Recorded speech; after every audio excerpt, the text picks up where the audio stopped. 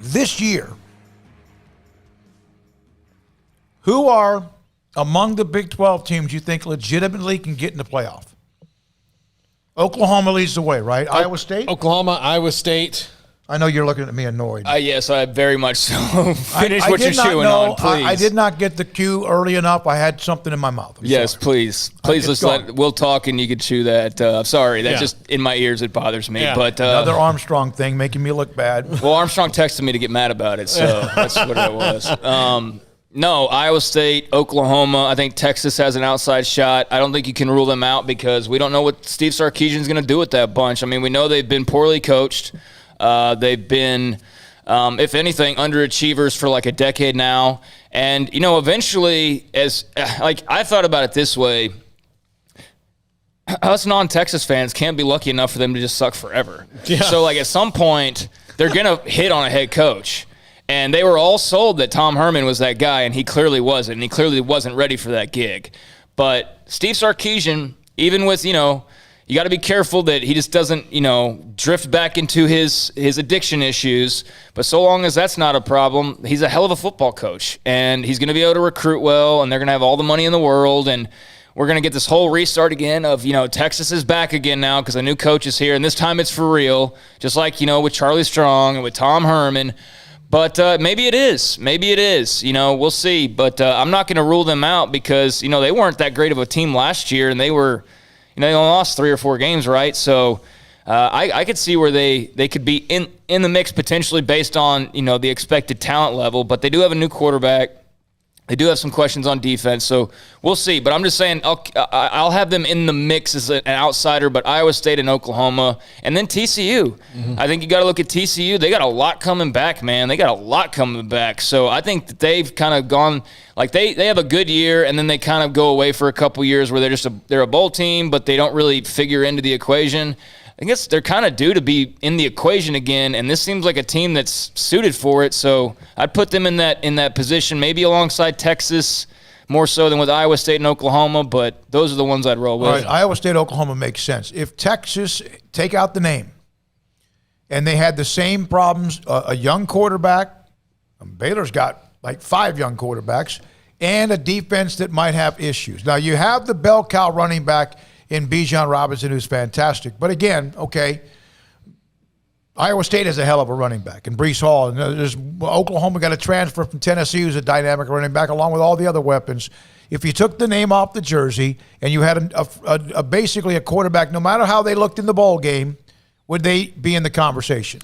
I mean, I think I agree with Craig in that they're you got to think if there's going to be any team other than Oklahoma and Iowa State, TCU and Texas would be the ones because – yeah, I mean, they're they have a lot of problems. I don't know how. I mean, part of it is, can Steve Sarkisian do what Bob Stoops did in the John Blake situation, where John Blake recruited some pretty good players, he just wasn't a very good coach. You know, it wasn't a very good head coach.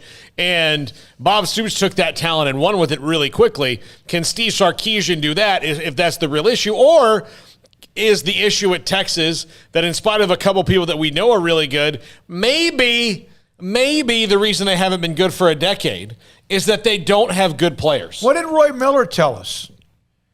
Remember what he said yesterday? Yeah, I mean, they've been, former players have been saying that, though, for it's like former Cowboys players. They're saying the exact same thing. Yeah. That, it's just too cushy. It's too la-di-da. Hey, we're this brand, so be afraid of us. And the Cowboys and the Longhorns are basically the same thing, except for UT has won a title in somewhat recent history in the last 20 years. But since outside there were of that, cell phones. Yeah, and outside of that, I mean, there's really not much of a difference between the two. They're the most popular. They have the most money.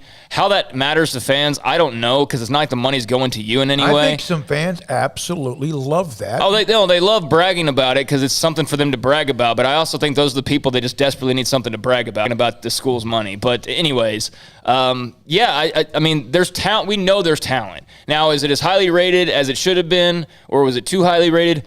Perhaps, but I'm sorry. If you look at Bijan Robinson, they got 4 different quarterbacks they can choose from, and who knows there, but you figure they'll find a pretty good one out of that group. You've got some dynamic wide receivers. You've got good players on defense. They're going to have question marks, but I just think, nobody had an answer for Alabama offense last year, and I know they don't have all Alabama talent, But they're not far, but they're as close to Alabama talent as anybody else in the Big 12 is outside of Oklahoma. So you throw Jordan Whittington and Bijan Robinson and maybe one of those young quarterbacks is good, and then his play calling, I mean, they could be pretty damn good. Well, and the one thing I know about Steve Sarkisian compared to Tom Herman is that Steve Sarkisian believes that running backs exist. Yes. Well, I mean, he believes that running backs. Don't think that wasn't a question. Hey, by the way, what do you think about giving a running back the ball 25 times in a game if he's pretty good? Yeah. He also doesn't believe in beating the ever-loving crap out of his quarterback. Right. As dynamic and fun as Sam Ehlinger was to watch at times, if you're a Texas fan, you got to think of it. Sometimes when he wasn't effective as a passer, it's probably because he's sore. It's funny to me. He gets hurt a lot. The guy had at least 3 concussions at Texas, and that's because Tom Herman puts his quarterbacks in harm's way. What I thought was not funny, ironic, is that how much angst and discussion there was among Texas media, those who cover UT football, in the media, blogs, whatever, about Charlie Brewer's health, when they right underneath their own nose saw someone become punch drunk in a lot of different ways. No matter if he had dynamic games or not, he was basically, unfortunately, beaten to death with a hammer as a quarterback at UT. You'll never convince me. I mean, he might have beaten the system on a concussion protocol test, which some guys can maybe muscle up and do. But there was a game against Oklahoma State that they lost, that he got straight up lit up. And then at the end of the game, where he's normally dynamic and fantastic, I mean, he couldn't throw the ball in the ocean. And, Tom Herman, I think he's with the Bears now. He's on their staff.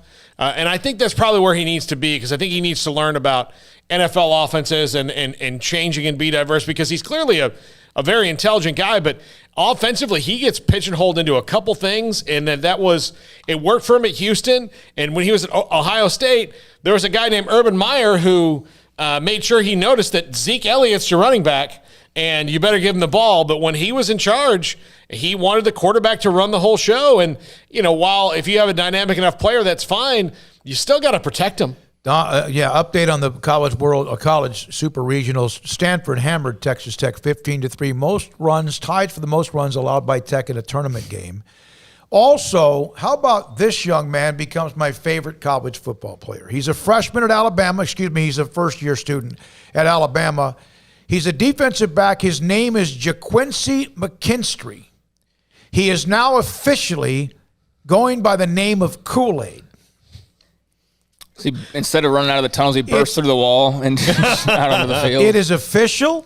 He has solidified his status as a future Hall of Famer, and this is from at AFCT. His actual official legal name is now Kool-Aid McKinstry. He's just going to cut. He better jump out and say, "Oh, yeah," every time. Yeah. What's your favorite Kool-Aid? Mine's cherry.